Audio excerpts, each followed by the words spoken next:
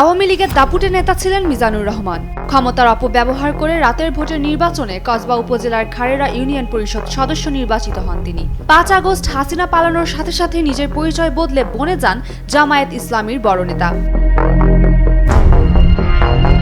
স্থানীয়রা জানিয়েছেন, শেখ হাসিনা সরকারের সময় আওয়ামী লীগের আইনমন্ত্রী আনিসুল হকের ঘনিষ্ঠ হিসেবে পরিচিত ছিল মিজান।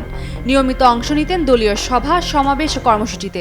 মিজানুর রহমান মিজান মেম্বার, উনি বিগত সরকারের আমলে আওয়ামী লীগে সক্রিয়ভাবে আওয়ামী লীগে ছিলেন এবং আওয়ামী লীগের যত কার্যক্রম উনি করেছেন এবং যত কমিটি আছে কমিটিতেও ছিলেন।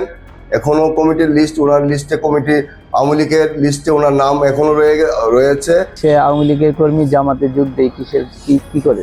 সে তো সবসময় আওয়ামী লীগই করছে, আমরা দেখছি। এখন সে নতুন করে জামাতের সাথে সম্পৃক্ত হয়ে জামাতের রাজনীতি করতেছে, জামাতের জন্য ভোট চাইতেছে। আওয়ামী লীগের সাথে মিজানের সম্পৃক্ততার সত্যতা মিলে স্থানীয় আওয়ামী লীগের নথিতে। ২০১৯ সালের ১০ মার্চ অনুমোদিত খারেরা ইউনিয়ন আওয়ামী লীগের ১০১ সদস্য বিশিষ্ট কমিটির ৩১ নম্বর সদস্য ছিলেন তিনি। তো ১৬ বছর দেখে আসছি উনি সক্রিয়ভাবে আওয়ামী লীগের সাথে রাজনীতি করেছেন, আওয়ামী লীগের সকল প্রোগ্রামে কাজ করেছেন বা দলের জন্য উনি নিবেদিত প্রাণ ছিলেন।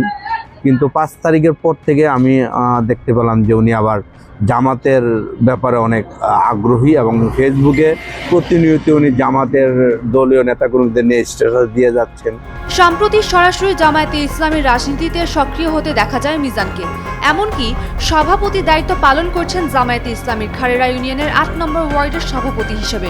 আমি যখন যে সরকার ক্ষমতা থাকে ওই সরকার অনুভূতি থাকতে হবে মেম্বারদের, ওই হিসাবে আমি আওয়ামী লীগ সরকার ক্ষমতায় ছিল, বিভিন্ন প্রোগ্রামে আমি অ্যাটেন্ড করছি মেম্বার হিসাবে। ফ্যাসিস্ট সরকারের নেতা কিভাবে জামায়াতে ইসলামীর সভাপতি হয় তা নিয়ে রাজনৈতিক মহলে চলছে নানা আলোচনা। জামায়াতকে নিয়ে ইউনিয়ন জুড়ে তৈরি হয়েছে ক্ষোভ।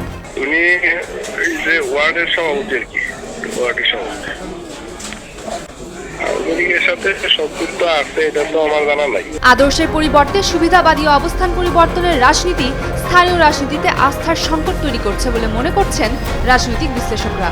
এখন দেখার বিষয়, এ নিয়ে কি সিদ্ধান্ত নেয় জামায়াত ইসলামী। Desk report, Daily Sun.